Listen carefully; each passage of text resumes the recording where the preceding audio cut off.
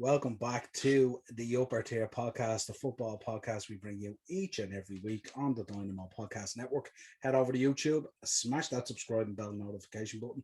Audio versions of the show are available through Spotify, Podbean, Apple iTunes. Wherever you pick up your audio versions of the show, you'll find us there, the Upper Tier, as part of the Dynamo Podcast Network.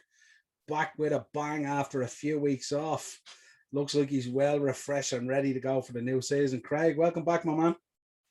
All right, Niall, thanks very much for having us back on. Yeah, How's good everyone? to have you back. Yeah, all good. Certainly we were getting a lot of questions while you were away. Where's Craig? Where's Craig? Because features a lot on the channel, especially on the upper tier stuff and things like that. So It's good to be back, and it's good to see that the shows are doing very well. Obviously, the time of the year with the transfer, a lot of activity happening, and I'm sure a lot more to come as well. Absolutely. Well, I hope our viewers out there and all are having a good time with all this beautiful weather out there and stuff like that. Well, we're in here sweltering and dropping these podcasts nearly on a daily basis. Of course, if you want to contact the show, the Upper Tier on Facebook, at @the_upper_tier on Twitter. And obviously you'll catch us anywhere, obviously on Instagram and everything else, the Upper Tier. Today we have Craig on. We're going to do a quick show where a lot of transfer speculation is coming up at the moment. So a lot of players are starting to be signed, a lot of players being linked with clubs. But we said what we do is we'd have a look at the Premier League top six and give our thoughts on it so far now that we're kind of, I'd say probably in the middle of the transfer window at this stage, if not towards a little bit towards the end, but certainly in the middle. Yeah. Still a lot of the big clubs have a lot of business still to do. Some has been done. Certainly some of the signings have been very impressive. And the money, I think, has kind of aligned itself with what you would expect with the season that we had with COVID and all that kind of stuff. Reports leaking today that Sancho has signed with Manchester United and the fee is believed to be about 73 million, which is about 50 million less than what it was last summer when they tried to sign him.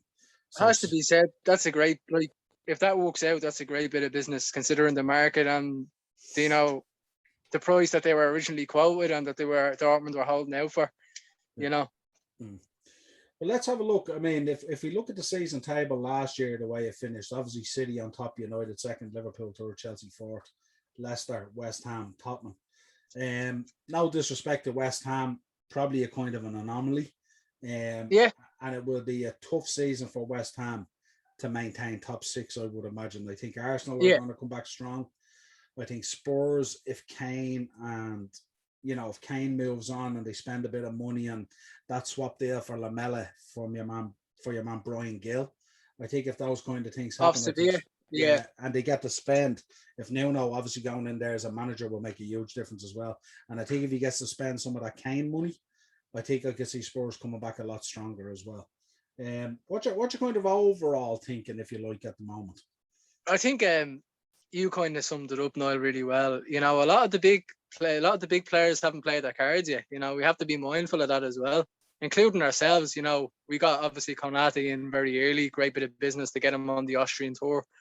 But you would think that's not the end of our business either. With Gini obviously moving on, I still think we need to strengthen a few areas. You probably think so yourself, and maybe get a few more out the door.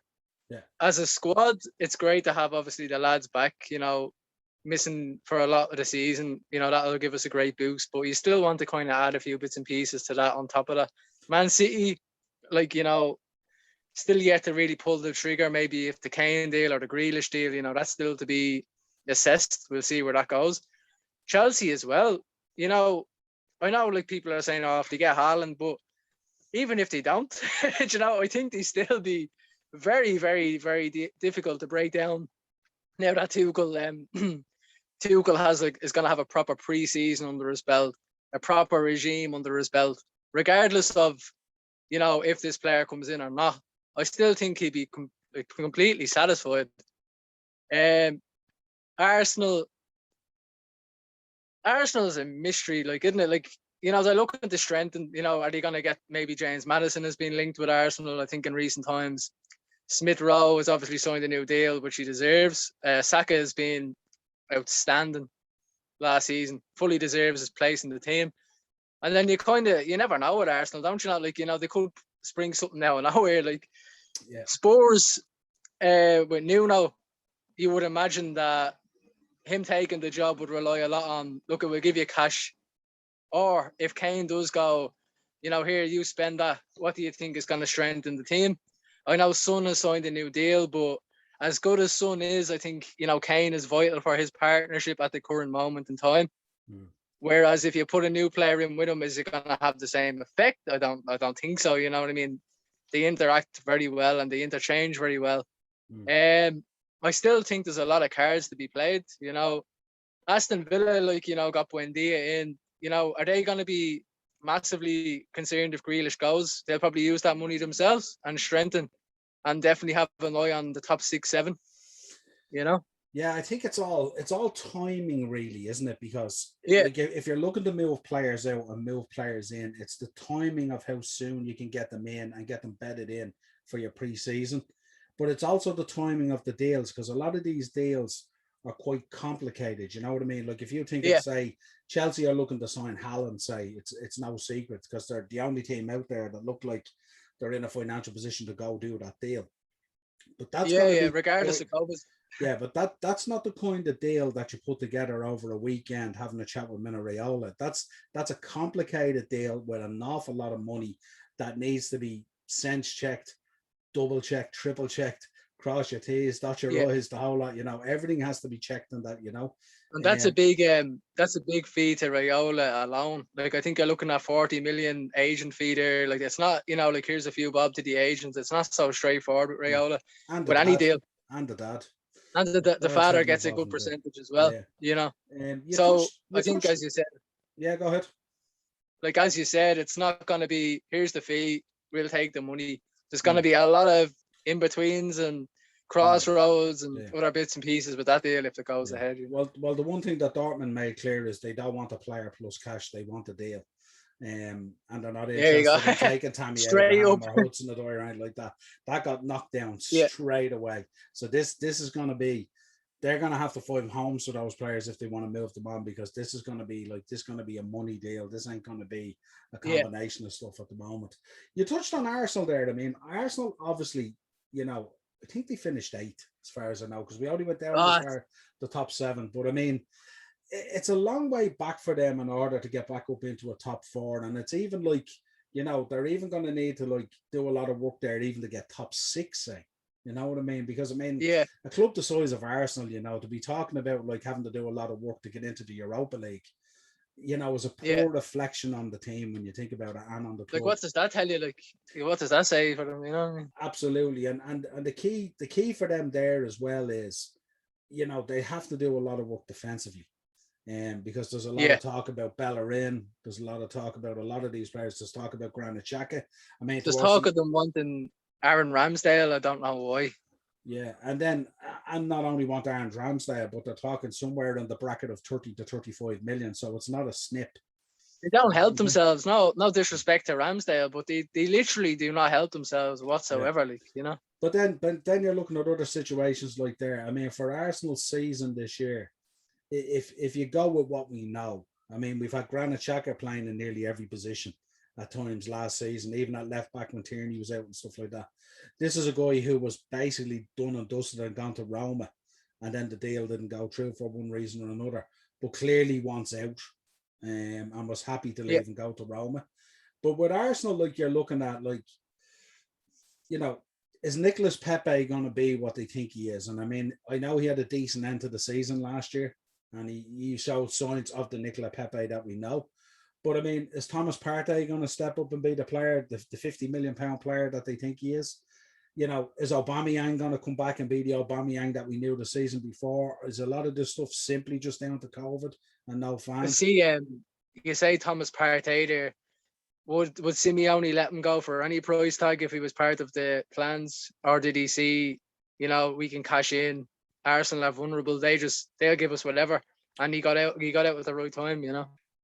Well, look, you can't argue with what Atleti did they? Because they won La Liga last season. So and they got we can't question Simeone, can we? In fairness, they have they have Rodrigo De Paul in now from Udinese, who's going to be very exciting. You know, Argentinian box-to-box midfielder. So Simeone obviously knows what he wants and when he wants it, and what needs to happen for the team. Like, you know, Smith Rowe, you know, as good as a talent he is, you know, carrying the number 10 is a different job. You know, Bergkamp has worn that number. Like, you know, it's a lot of weight and a lot of added pressure for, especially a youngster. He's a great talent. For Arsenal, it's an interesting conundrum as well, because what happens is, in there, the players that you expect to be the leaders, the Aubameyangs, the Lacazettes, you know, the Granit Xhakas, you know, all these players, the Hector Bellerins even, who's been there long enough, you know. These are the guys that you should look to be leaders. But if you look at last season, most of them melted away. And your leaders were Saka, Smith Rowe, you know what I mean? Players like this, Kieran Tierney, you know, was a real leader last year for them when he was in there and when he was fit and stuff like that. So Arsenal have a kind of a conundrum to figure out there with Arteta in terms of, you know, who are the real leaders in the team? Who is the real captain in this team? Who is your starting 11? Because I know with Arteta last year, God knows at times what his starting 11 was. And like the experienced players should be setting the bar for the younger ones coming through, you know, in the dressing room and on the pitch, you know, instead of the other way around. Yeah, and then the youngsters are coming in, scraping draws, scraping 1-0 wins for them. You know? Absolutely. What you're thinking on Leicester? I mean, Leicester. I think Leicester, if Brendan, you know, he's at the adding Patson Daka, which I'm a bit disappointed about because I really thought that we were in there for him. And I really did think that, and I do think he is going to do well in the Premier League. It's yet to be seen. It's a different league, but, you know, with us, I think he would have developed very well, but also can't take away from Brendan that the player isn't going to develop very well as well. Brendan has a great, you know, attribute of looking after young talent and nurturing them. Yeah. I think if Leicester can keep what they have, which I think is going to be difficult with the likes of Tielemans, Maddison, you know, their core talent, if that gets a bit stripped back, you know, they signed Ryan Bertrand. In my opinion, I'm not really sure about, is that really making, no offense to Bertrand, but is that really, you know, one day you're kind of looking and saying, oh, well done, like, you know, that's a great signing. Not now, maybe before. If they lose, certainly not if they're looking at top 4. Yeah, you know, you have to be going out and getting, you know, the talent and the players that are going to keep you there or also push you on. If Tielemans leaves, if Maddison leaves, you have Patson Daka who's coming in to a new league, you know, and then if you're buying new players in behind him as well, who are either unproven or proven in the Premier League, but don't know his kind of rhythm or style of play. Yeah. You know, I think if they can keep the team that they have and add like maybe a couple of more, they have Patson Daka after coming in, but he will obviously develop a lot if you have Maddison behind him. Maddison checking for his runs and his darting kind of diagonals and stuff like that. I think it all depends if Leicester can withhold, I think, what they have and maybe add a couple of bits and pieces. You know, like the likes of Albrighton and that probably getting on a bit now. Like you probably want to move them on and not really much sell value there either. Will Vardy be, you know, used as much with his age? He's getting on a bit now and stuff. Or will he be an impact player? Will they go with like Daka and Nacho, maybe, and then have Vardy coming in as kind of like, you know, last 20 and throw him in as an impact kind of player. With Brendan, and is Vardy going to be happy to be that type of player? Yeah, I think Jamie Vardy is a very, you know, I want to play every game kind of player. You know. Yeah, absolutely. For Brendan though, you know, it's about getting the players back up again as well if they stay. You know, they were in that top 4 basically all season, weren't they? Bar the final kind of like, you know, a couple of, you know, they've had a couple of seasons like that now where they've been in there most of the season, and then just when it comes to crunch, I mean, you see that this year when Vardy drops off, when the season gets to him, Leicester drop off. You know what I mean? Yeah. And I think that's their main problem. I mean, I still go back and I pinch myself. I don't know how Liverpool still got third just because we went on that run. You know, I cannot believe literally like nowhere the way that... to come third. Yeah, it's great. Let's have a look. Let's talk about sort of City and United. I mean, you mentioned Chelsea with a full pre-season. Good Lord, if they get Haaland, but they're also in for Lukaku. They've also been sniffing around Saul Niguez. They've also been sniffing around Declan Rice. Not dissimilar to Liverpool either. Chelsea, Liverpool have literally been linked with Every midfielder every player with a heartbeat. And I just in think, Europe. yeah, I mean, myself and Dean every week cover it on the transfer show, and it's just more and more and more names to the list all the time. You know what I mean? But if we look Yeah. at City and United, I mean, the Yeah. gap finished at 12 points, and at one stage it was starting to tighten a little bit. I mean, United had a sensational run to the end of the season. There's no doubt Yeah. about it. Harry Maguire post Christmas was absolutely world class. No doubt. Pains me to say it, but absolutely world class. Can't be denied. You know, it looks like Sancho's done. So Sancho's going in. It looks like Varane is going to go in. And they are looking at potentially a Goretzka. Or they're also looking at a Saul Niguez as well. But the talk is that they offered Pogba a new deal, 350 grand a week, and he's turned it down. So what that's telling me is he's either trying to go on a free at the end of next season, or he's moving for a move. And there's talk of potentially a £60 million move to PSG, which I think United, if that happens, they need to take full advantage of that. They can't have another situation where you get like a Herrera, you know, or a Sanchez or whatever it is, where these guys are just walking on a free, because these are assets of the company. And 60 million in United, especially in United situation at the moment, because United with such a hard following and stuff like that, and a huge presence in the football world, like COVID really does affect them badly, because their game day revenues global are kind massive. of affection, but you know, But even their game day revenues, because they've such a massive capacity there at Old Trafford and everything else, it's serious money they miss out on, you know. What you thinking there? Like if we assume, say, Varane went in, and if we assume Sancho's in there already, if Pogba was to leave, obviously they still have Bruno. And let's suppose they brought in a Goretzka, or they brought in a Saul Niguez, or whatever it is. Do you see them being able to bridge that gap with City? Kills me to say it, but look, I'm a football fan first. I think if the business, now they have Sancho in, that's confirmed. But if they get Varane in and Pogba out, if you offered that to any Man United fan, they would have bleeding took your arm off. You wouldn't believe it, would you? Like getting Varane in the door, Sancho and Pogba out. Like you can't ask her. Yeah, and especially for that money, like we're not like, I mean, 73 million for Sancho is not huge money when you were being held, when you already offered 110 and you were turned down because they wanted 120, and now you're getting them for 73. So like that's to me is good business. Yeah, go ahead. I do think if they can get one holding player in there, they can do it. They can manage it.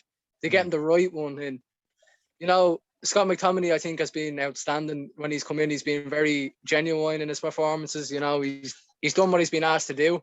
He bleeds Man United. You can see that in his play. Like Leon Goretzka is a player who myself would have loved when he left Schalke. Obviously, Bayern picked him up. He's an outstanding presence. He's very physical. He's very dominant in the midfield. And like, to be fair to Man United, you know, you have to say, it has to be said, they're going about things the right way, as in transfers and in dealings, by the looks of things. Now, if you get Pogba out the door now, you have to cash in on someone like him. You have to. Like, it's an asset. It's not like, you know, oh, he plays for United. Like, it's an asset. You know, you want to cash in on your assets while you can. You don't want them going on a free next summer and saying, oh, what could have been 60 million towards another player or into the budget, like, you know. And they have to do it pretty quickly, because they have to get that done, get that 60 million in or whatever it is, and then go reinvest that again in the squad. So like, they can't mess around. We're talking what, 3-4 weeks here till the start of the season. Not a lot of time. Pre-season in full effect at the moment. Few players from the Euros obviously to come back and stuff like that. But United need to get that business done. The one key thing that I worry about with United, and you know, definitely they've been targeting a better quality player now. They've been targeting the kind of player that we would have seen in the past with United, not necessarily the acceptance of certain other players. I think if they get in, the talk is Trippier as well. If they get in Trippier as well, you can't argue that signing either. I think they're going to have a very, very solid defense there. And on top of that, a lot of really good backup, because you're going to have Varane and Maguire. You're going to have Shaw, and you're going to have Wan-Bissaka or Trippier covering for each other. On Shaw's side, you have Colour with Tellez is there, and then you've obviously Lindelof and Bailly on the bench. I assume they're going to keep both of them. That's serious defensive cover there as well. I do Maguire think on top of his game. I know United fans might disagree, and I welcome, their opinion. I do think if they sort all the other areas out, that they do still have enough firepower from to manage even this season coming. I do think Cavani can play his part. I think Mason Greenwood can mature even more and add even more goals. Martial may be a question mark. If he stays, he has to perform. It's Man United. You're the number 9. Something has to give there. Yeah. And Rashford, I think, with Sancho coming in, can Rashford go get his surgery done or get himself taken care of now? And they still have enough about them to deal with that. It's not like he has to play him or he can't sub him off, Yeah, I think they're going to have great options at the back, and I think they're going to have great options up front. I wouldn't rule them out. Out, especially with the business, and if it does keep going that way with the quality of player. My fear is the way they have to try and figure out the midfield. I don't think they know either what they want in midfield, or I don't think they get what they want when they put it out there. Midfield, there's always a question over Matic, Fred, McTominay, who I think he's going to be a sensational player. I think he's really, really good, and he's a proper force in there and a proper, like, he bleeds Man United. You know what I mean? He has a proper go when he's out there. Bruno, obviously, we know what we're getting with Bruno. He can be world class, but at times goes missing. But certainly a world class player. But I just think they have to figure out that midfield and kind of what they want. I think they've lots of options and ideas up front, as you said, Cavani, Greenwood, Martial, Rashford, spoiled for riches, really, and at the back with all this cover that they're putting in there as well, I think they're well set up. I think they've more than a good chance of bridging that gap. Now, the question is Man City going to be the gap? Because if Man City don't get their business done pretty quick, they're going to be in a lot of transition, because the talk is that in order to bring in Kane and Grealish, they're talking about a selection of players having to go. And some of those players that have been mentioned, it's no secret: Raheem Sterling, Riyad Mahrez, Gabriel Jesus. These are the players they're talking to moving out. So there's going to be probably a transition period there for Man City in terms of betting in. And, do they necessarily play that style of play that suits Kane? Obviously, Guardiola is a world-class manager, so he knows how to figure out systems and players and stuff like that. And if he's targeting both these players, he's already sort of figured out what he wants to do with them. But again, it takes time to get used to your new teammates, and especially with Kane, with Grealish. Okay, he's coming from Villa, but Kane is coming from a reasonably high standard at Spurs, or had been up to last year. They dipped a little bit, but we know what happened there. Jose went, Ryan Mason came in. Not the best combination to be having.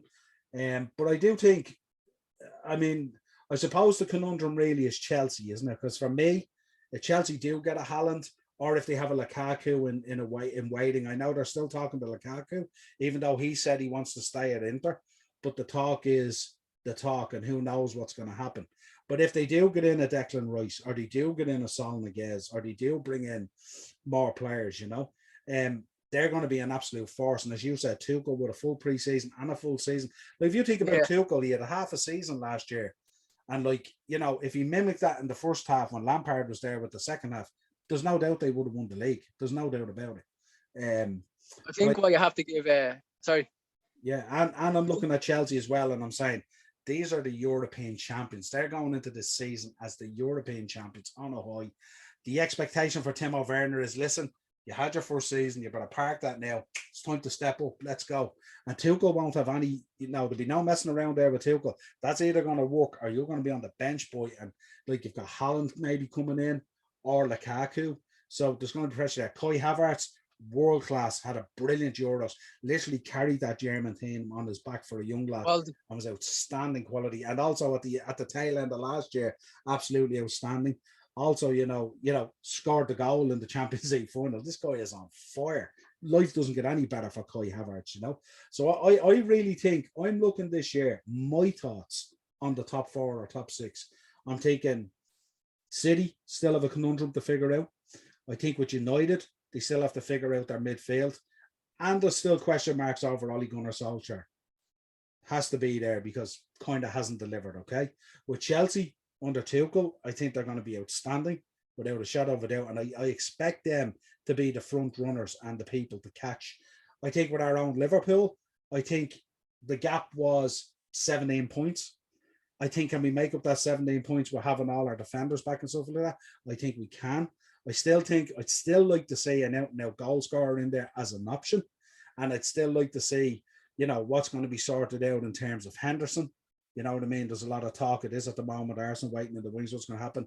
And are we going to get more players in, or was Konate the be all and end all? And can we get players out? You know what I mean? We spoke today, Craig, when we were together. We were talking about like Olivier Giroud for 1.7 million, and we're going, wouldn't you have Olivier Giroud on your bench instead of Divock Origi for 1.7 million? Of course you would. It's a no-brainer. You know what I mean? But these things don't seem to be happening. Yeah, but we've been heavily leaked with Saul Niguez.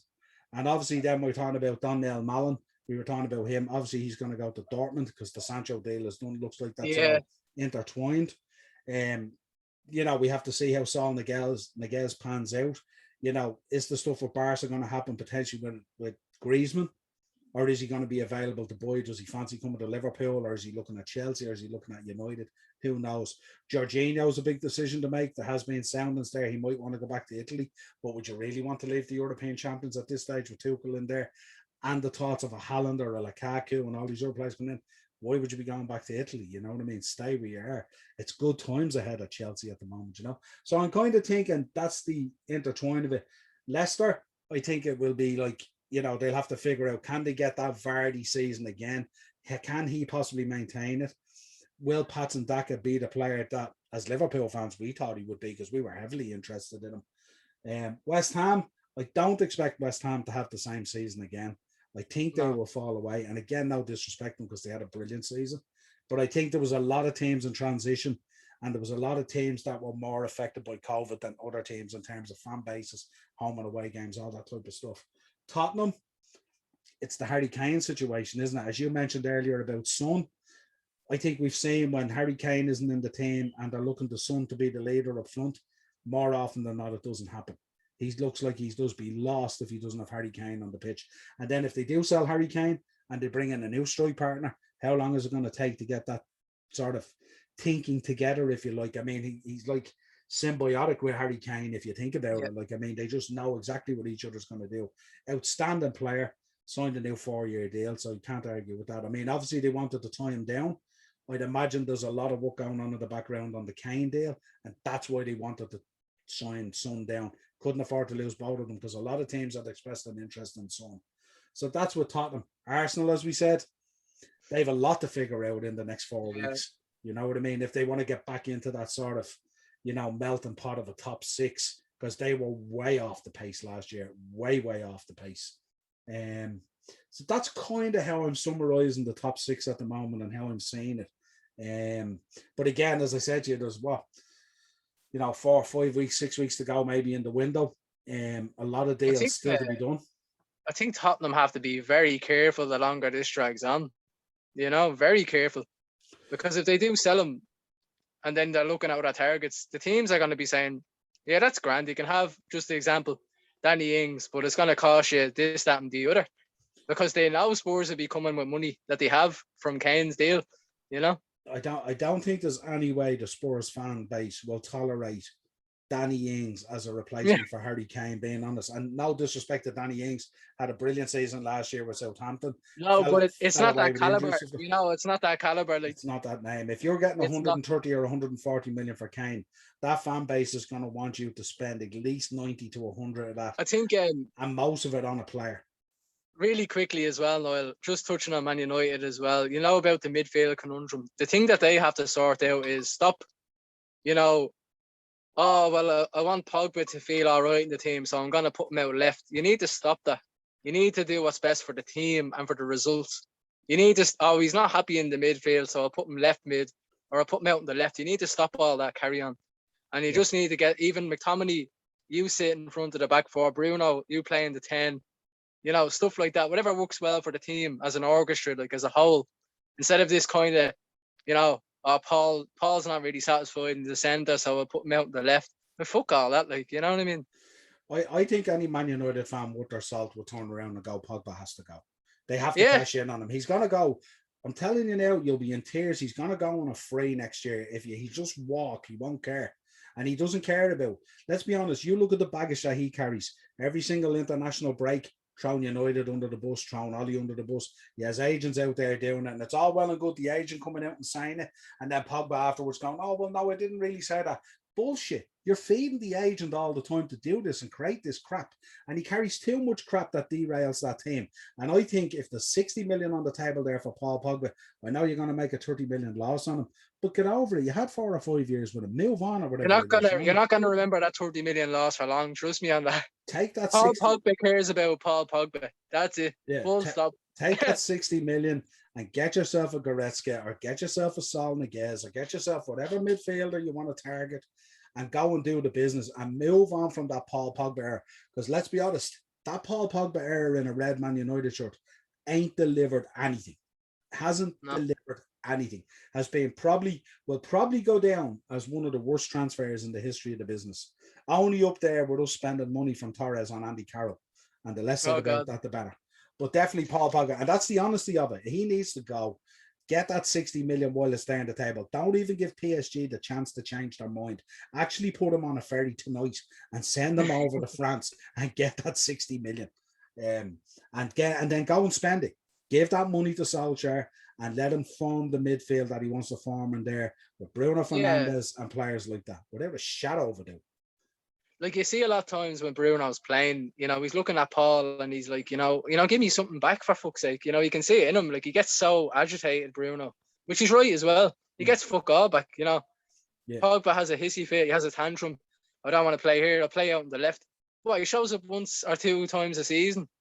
It's not good enough. It's Man United. Like it's not enough. Like, He just at times makes things very disjointed. And no disrespect, I mean, at times towards the end of the season this year, he was okay. He was playing well. He showed up. I think he changed the game when he came on against AC Milan in the Europa League. He had a good game that night. So no disrespect to Paul Pogba. We know what Paul Pogba can do. We've seen it at Juventus, and he doesn't want to do it though. Enough. Yeah, sadly. But I mean, look at the Euros when he was there with France, surrounded by world class players. You know what I mean? Again, disappointing. Didn't happen. You know what I mean? And I just think for United, I mean, to think he's after rejecting a new deal. So he's telling you, sell me or I'm going on a free. And he will walk out there in a free and get a massive signing on fee for any club he chooses. Real or Barca might be in a much better position financially at that stage next year or whatever it is, or PSG or back to Juventus or whatever it is. What do you think about, I don't even know what Bayern's stance is. What about Goretzka for Pogba and money? Or some sort of deal? Do you think Bayern would entertain that, or they wouldn't be arsed with that? Like they say, no, you're grand. Look, I don't think Bayern Munich, in any shape, form, or facet. I mean, look at who's the guy there, Oliver Kahn and all. Are they going to have any tolerance level for a guy like Paul Pogba? No. Let's get real here. I mean, Paul Pogba now has become an enigma of himself in terms of commercial value and stuff like that. But the reality is, when you're going into a Bayern Munich side, it's workmanship, it's team, it's that old German philosophy way of thinking there. Oliver Kahn, Karl-Heinz Rummenigge, and all these guys. This is how these guys think. That board of Bayern Munich thinks. Think about the players that they sign. Look at the players that they sign. Powerhouses, workmanship, hard working. Look at Lewandowski. I mean, a hard-working guy up front who works his tail off. Forget about the finishing and breaking the record now. Pogba ain't going to bring that. Pogba wouldn't. I think he wants to go to PSG as well for the crack. PSG is very chill, laid back. Yeah, it's a cash cow. You know what I mean? It's an image. Yeah, loads of money, guaranteed a French league, guaranteed probably a Final 8 or Final 4 in the Champions League generally. Yeah. You know what I mean? Full of superstars. He can hang out with all these superstars and live the life in Paris, treated like a superstar, all that kind of thing. Truckloads of money because no one cares. Poch in there, who will trade him and wrap him like a superstar. He's now in a Man United fan base at the moment where they're kind of coming to the realization over the last number of years that, it's done. You know what I mean? Yeah. I mean, if you go back, was it 2 or 3 seasons ago, they were screaming at him on the last day, booing him out of the stadium, telling him to get the fuck out, basically. You know what I mean? And I just think the Pogba era is done at Man United, and I think it just needs to be moved on.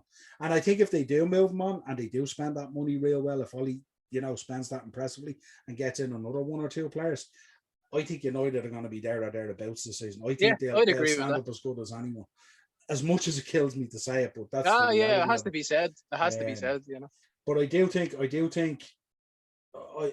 you know, as a Liverpool fan, if we track it back, we're both Liverpool fans here. My fear this season would be Chelsea. I think Man Yeah. City, I think, are going to kind of try to figure their way around this Kane and Grealish thing. They're surely not going to go into a new season not have signed, because I don't think they've signed anyone at this stage, have they? No, I have not that I remember anyway, unless they've signed junior guys or younger guys or stuff like that. they haven't signed anyone like of note, like anyone, you know. Absolutely. And also they've created a little bit of problems there for themselves, because it has been leaked to the press that they were talking about offering up Raheem and Mahrez and Jesus. And Yeah, and he's probably hearing it through the press, you know. And then Raheem was biting back as well at times in the press as well, saying, you know, there was talk of him going to Real, and he was talking, his people were talking the clubs, obviously, and stuff like that. Now, this is what was being reported.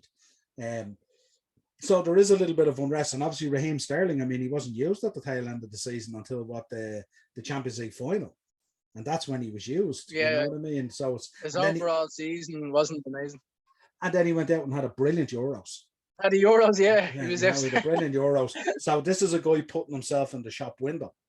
So I just think there's a kind of, every team has a little bit of conundrum to be done. They have to be unwound. I think they still have a lot of business to do. There's a lot of business still to be done.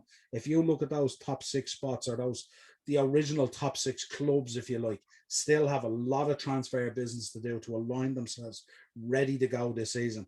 Fans are going to be back, so they're going to be on teams' tails. You're not going to get away with lackluster performances like you did last year in any of these clubs, because the fans are going to be on your back if that's what you think is going to happen. And I just think it's going to be a massive season. I think it's going to be a very tight season. I think it's going to come down to 1 or 2 games against each other. And I think the top 6 teams, I think they're all going to take points off each other. And I think coming into the last 2 months of the season, I think you could potentially have 4 teams in a title race. And that would be very exciting. Assuming your team comes out winning it. But that would be very exciting for us as football fans. But I cannot wait. Fans are going to be back. Stadiums are going to be boisterous. A lot of new. There's nowhere to hide now. You know what I mean? There's nowhere to hide. I mean, you look. For instance, talk about Solskjaer. I mean, if he's going to get in Sancho, if he's going to get in Varane, if he's going to get in a midfielder, you know what I mean? If he's going to potentially get in Trippier, if he gets in all these guys, you can't be saying you weren't backed. You can't be saying we hate the Glazers. You can't be saying no one's spending money or blah, blah, blah, blah, blah. You got to deliver. This is his time to deliver. It has to be results, full stop. You know what I mean? That's all that has to be. And I ain't talking an FA Cup, and I ain't talking a drop down into a Europa League. I'm talking a league or a Champions League needs to be delivered to justify that position. And if things go a little bit south there very early in the season, and there seems to be a struggle by Christmas, Solskjaer is going to be packing his case. There's no doubt about it. Because the expectation at Man United now with these signings coming in is going to be right up there. Yeah, skyrocketing. Yeah, so that's it. Look, it's been great. You know, great to have you back on again anyway. So it's great to get on and chat, and you know, a lot of questions still to be answered. And what we'll do is, like, our viewers, obviously, drop your comments down there, see what you think. Is Paul Pogba done at United? Will United get the signings that they get? If they do get them, is Solskjaer the man? Will Liverpool be able to bridge the gap, having those defenders back again, plus putting Konate in there, and maybe 1 or 2 other players and a couple moving out to strengthen our bench? Is City going to be in transition? Are those players going to be happy if they have to stay? Can the Kane and Grealish deal be done? Is the money there? There's a lot of talk that amount of money isn't there and they're going to have to sell in order to do it, which is amazing to listen to City saying they're going to have to sell to buy players, which is absolutely crazy. Will Chelsea be that massive You never thought force? you'd be saying that in the same sense. No, absolutely not. Is Tuchel going to be the man this season? Is he going to deliver the Premier League back to Chelsea again? Certainly he has the players. Certainly he has the mentality. Certainly these are European champions now. They're going to be cream of the crop in terms of this league. So it's going to be really, really exciting.